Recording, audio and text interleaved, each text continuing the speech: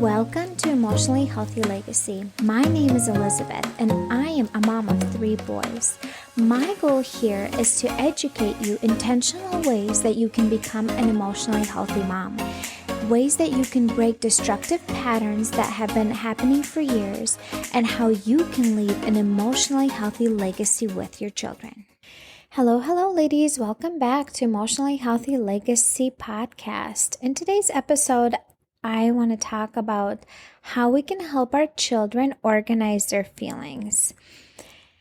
And I remember listening to another podcast a while back, and it was so eye-opening to me that helped me see things from a different perspective with children and emotions and helping them through them.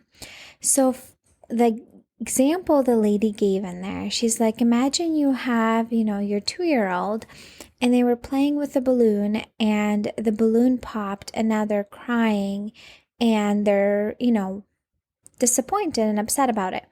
What do we normally do? Typically, we're like, oh, honey, that's okay. It's no big deal. We're going to get you another one. And we just kind of try to push them out of that feeling. But if you think about it, children are experiencing all these big, strong, and powerful emotions for the first times.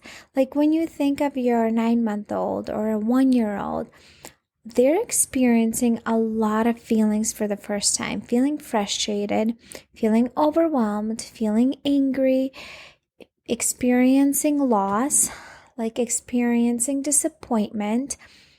And how in the world are they supposed to know how to maturely handle those feelings? Yet, somehow we have an expectation of our children to maturely handle those hard emotions in a way that will not negatively come out. What I mean by that is like we expect them to say, oh, Mom, I'm so disappointed that my balloon popped and I'm really, really sad. Like a 2-year-old is not going to say that. Their brain is not developed yet to be able to say that. And on top of that, they're experiencing these emotions and feelings for the first time. And so like when they lost a balloon, they're experiencing loss. And oftentimes we're trying to just push them out of it instead of coming alongside them and saying things like, okay, oh, honey, you lost your balloon. You really liked playing with that. That was such a fun balloon. And now you're feeling so sad and disappointed because the child is feeling these emotions. They don't know what they are. I'm talking about little kids. They don't know the name of those emotions. And when we empathize and put ourselves in their shoes, we can feel what they would be feeling, and then we can help them label those emotions and feelings. And I also want you to realize that your child, as they're growing, they're going to be experiencing anger and bitterness and overwhelm and anxiety and fear. And all of those are super challenging feelings that we just somehow expect them to be able to manage and figure out on their own. Oftentimes, we as adults don't know how to handle those feelings well, yet we expect an immature child to handle those feelings well. Do you see that, the logic in this, how it's so messed up? So little ones, they need us to help them understand what they're feeling. And when we are sitting with them in that feeling, we can't do it every time, obviously, because life happens. But when we have that moment to get down on their level, to empathize with them, to validate what they're feeling and help them label what they're feeling, it helps them feel safe. And when a human brain feels safe, that emotion and feeling can be passed quicker. So that emotion is still going to be there. But when someone is there next to us in that feeling, it helps us feel safe and that feeling passes quicker. Like, think of yourself. There are times in your life when you were feeling super disappointed about something, or angry, or upset, or stressed, or overwhelmed, or bitter, or resentful, and just having someone like a safe person in your life. It could be your mom, it could be your sister, it could be your friend, someone who can literally just physically be there next to you, even though that's a problem they cannot fix or solve. But having that safe person next to you while you are experiencing that challenging emotion can be so helpful. If you ever experience any sort of loss in your life and you were grieving that loss, and you were very sad, you were very disappointed, you were very discouraged, having someone sit next to you, not even say anything, let's say they can't fix that problem at all, but having someone be with you in that challenging, hard feeling kind of takes the power of that overwhelm away, and you just feel better. And that feeling passes quicker than when you're trying to deal with that challenging feeling all on your own. And also, like, we need to realize we cannot expect children who are immature, whose brains don't develop fully till their mid-20s, that prefrontal cortex, that part of the brain that is the thinking brain, the mature, logical part of the brain that helps them make positive choices, does not get developed till their mid-20s. Now, we can help them and, exercise that part of the brain as they're developing, but it's not fully matured until mid-20s. So we cannot expect the little ones to be reacting or responding in a positive way when they're having a hard, challenging emotion. It honestly is so unrealistic, and we put these unrealistic high standards for our children instead of seeing them ones that need our support and need our help with those hard and challenging feelings. When we try to push our child out of a feeling like that they are experiencing a challenging emotion, like feeling the loss and grief of, let's say, a balloon, for example, that child feels unheard, misunderstood, and they don't know how to feel safe later on with that feeling. That feeling becomes very uncomfortable for them, and so later on, when they experience it in their life, they feel like they have to push that feeling away. And when we try to push feelings away and stuff them down, if you remember in like early episodes, it affects us in negative ways. It will cause us to come out in negative behaviors. It will also, for us adults, if we try to stuff challenging emotions down, it's going to come out in negative ways later on. It could come out in our behavior. It could also come out in our health problems because we're ignoring challenging feelings and not processing them and not letting go. It also can create lots of mental problems like depression and anxiety because we're not letting those feelings out of our body. We're just suppressing them. So one of the things that I want you to get out of this today is learning co-regulation. So co-regulation is being with someone like your child in a hard moment and staying regulated and offering that regulation to your child. When you do that, their brain feels safe and they're able to calm down. What I mean by that, so if they are frustrated, if they are overwhelmed, if your child is angry, if they're disappointed, if they're sad, if you are able to learn to be able to empathize what they feel without getting sucked into that emotion and without it affecting you in a negative way. And as we practice that and as we learn how to do that, we're able to stay calm even when our child is dysregulated. So when someone is experiencing negative emotion, they're dysregulated, they are in their emotional or survival part of the brain. If it's coming out in more like verbal negative behavior, it's emotional. If it's coming out more in a physical negative behavior, it's survival part of the brain. If we stay calm, if we stay regulated, which for me, that includes deep breathing, it includes mindset shift, thinking differently about the situation and my child, that they're struggling, that they need help instead of punishment, and saying like positive affirmations to myself. I've got this, I can do this, I can handle this, and saying a prayer. Those things help my brain stay safe in the moment, feel safe, and then I stay more regulated. When I do that, I am able to stay more calm in the situation. When I'm staying more calm in the situation, I can help my child co-regulate their challenging feelings and to calm down.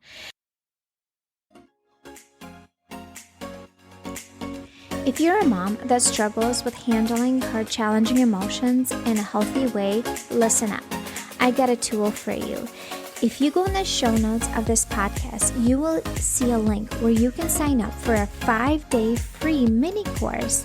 And in that mini course, you get to learn actual practical things that you can do in the moment and outside of the moment to be more patient and calm, so you're not as overwhelmed, so you're not as stressed, and actual ways to learn to de-stress yourself and calm your nervous system down.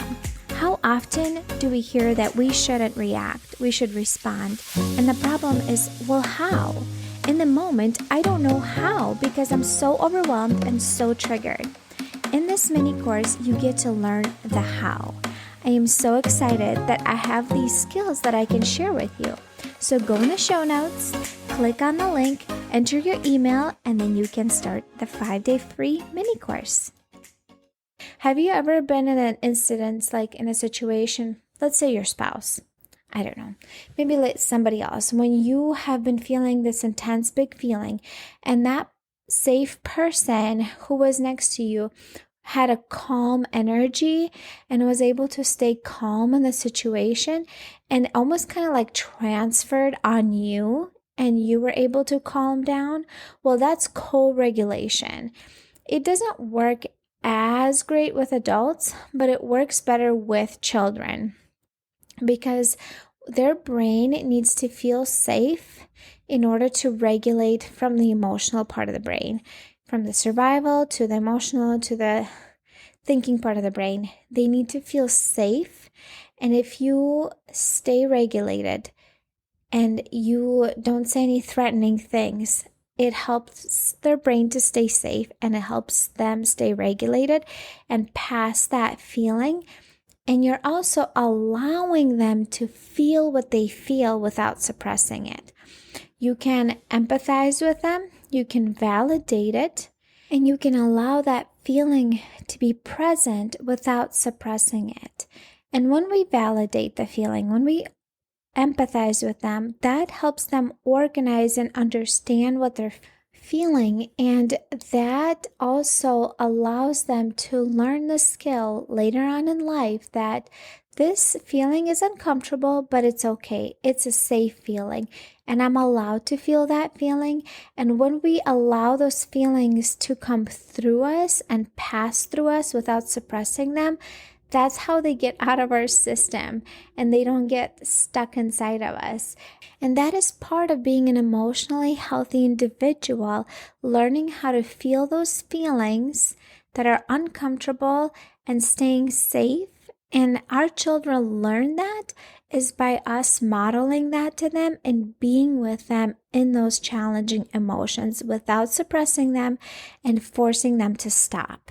Now, I don't have all this figured out myself. I'm still on this journey. I'm still learning. There's so much that goes into learning to regulate your own emotions and helping your child regulate their challenging emotions. I'm practicing this every single day because my kids have big emotions. They do. And I am also a very sensitive person that I recently learned about myself. I can easily get overwhelmed with other people's feelings and emotions because I'm so empathetic, and like realizing that and also learning that about myself and that I need to take extra care of myself. That's why I feel so maybe physically and emotionally and mentally drained at the end of the day, because dealing with my children's emotions and my own feelings, it takes a lot of energy out of you. It just does. And I'm still learning how to regulate and manage that. And so this is like a lifelong learning curve that I feel like, to me, this is valuable enough. I think it's important enough because I see the value and the impact of this later on in life. If I teach my children right now at this young age how to regulate their challenging emotions in a healthy way, how to process those feelings in a healthy way, I am setting them up for success later on in life. How to communicate your hard emotions. I mean, think about it. We all know, maybe we are even in a relationship with people in our lives that are adults who don't know how to handle their hard emotions well, that it comes out in destructive ways, or they shut down and affects their health. And then you don't have that intimacy, emotional connection with them because they don't communicate any of it. They just expect you to figure out what they're feeling without them telling you. Anyways, that is so unrealistic. In real life, people that don't know how to manage their emotions well in their marriages and other relationships as adults, it can cause a lot of damage. And I feel like why this is so important to me is learning it myself, learning how to manage my challenging feelings well, and then teaching that to my children. I am teaching them life skills that I feel like are so important later on in life. No, not everybody's going to care about their feelings like I do. And that's okay because that's the world and that's how things are. But I'm also creating a safe relationship with them, that they know that I am a safe person they can come to when they are having a hard time, when who they can share with, who's going to be empathetic and understanding, and who's going to be there with them during that hard time. And also, when they grow up and become adults and they become fathers and they become husbands, I mean, imagine if your spouse was empathetic and was able to validate your feelings, if they were understanding, if they helped you feel heard. Like, how much greater would your relationship be with them? How much? Probably better than it is now. If your spouse was able to communicate with you, hey, I feel really overwhelmed right now and frustrated. I need to take some alone time and I need some space to process my feelings. If they were able to do that instead of yelling and screaming and expressing it in negative ways, how much more helpful would that be? So much more helpful. And that's what I want to do for my kids. That's the skills I'm trying to teach them, to learn to regulate their emotions in a healthy way, to communicate when they need some space. Do take that space, and then in that space, regulate themselves. Yes, in the beginning, they need me to help them with that. But as they get older and as they practice feeling that feeling that's uncomfortable without suppressing it, they will be able to regulate themselves without my help. And that is my goal. That is my goal with my kids. And I want them to have good relationship with people as they grow older, especially with their future spouses. One of my things that I really want is when my kids get married, for their future wife to come to me and say, thank you. Thank you for teaching these things to your sons. Thank you that, your son is doing this and this, that you modeled that for them, that you raised them in this way. I want to be that mother-in-law where my future daughter-in-laws can come to me and say that. Now, I can't have it all together. No, I don't have everything figured out, but I am trying my best. And I know that for me personally, emotional wellness and regulating emotions is way more important than having my kids play sports. That's just me. That's where my priorities are. their emotional wellness and their spiritual wellness and their mental wellness, I feel like is way more important than them playing a sport. I'm not saying sports are not good, they are, but I feel like for me and in my life, I prioritize emotional wellness and regulating emotions way above my children playing an activity or a sport. And I don't have time for everything. So I ordered this book. It's called Anger Management on Amazon, and it's for children, and it's teaching them about how anger feels in your body and how to manage it in a healthy way so you don't say hurtful things or do hurtful things. And I started doing that with my oldest son because even though I'm teaching him all these things and all these skills, he still really, really struggles with some of his anger outbursts. And the biggest trigger for him is when he feels that something is not going his way, that he can't control a situation or a person. He feels out of control, and that triggers his anger like severely. And oftentimes it comes out in destructive ways so fast before I can even help him in the moment. And I'm not okay with it. So I feel like I want to do more into teaching him how to manage that challenging emotion, because what I am doing, it is helpful, but I feel like he needs more.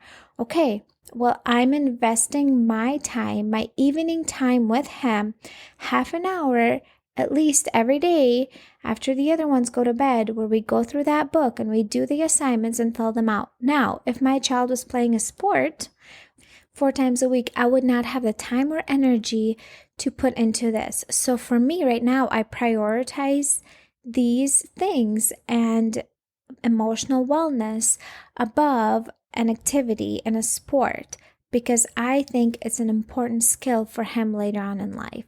So you figure out for yourself, what are things important to you? I feel like for me, with my children, this is really important and valuable, and I'm teaching them life skills that will benefit them, the relationships they have with their future spouse, and with their children. And it all starts with me. I have to be doing something different myself, prioritizing these things, learning how to do it myself, and not just say it without modeling it. All right, ladies, what I want you to get out of this podcast to remember that when our little ones are experiencing big feelings and emotions, they are experiencing them for the first times. They don't know how to regulate themselves, and they won't know unless we co-regulate with them and teach them how to do it. If we allow them to feel that feeling and we are with them in that moment, it helps their brain to feel safe. And when their brain feels safe, it helps them pass that feeling quicker and they feel less overwhelmed by that emotion.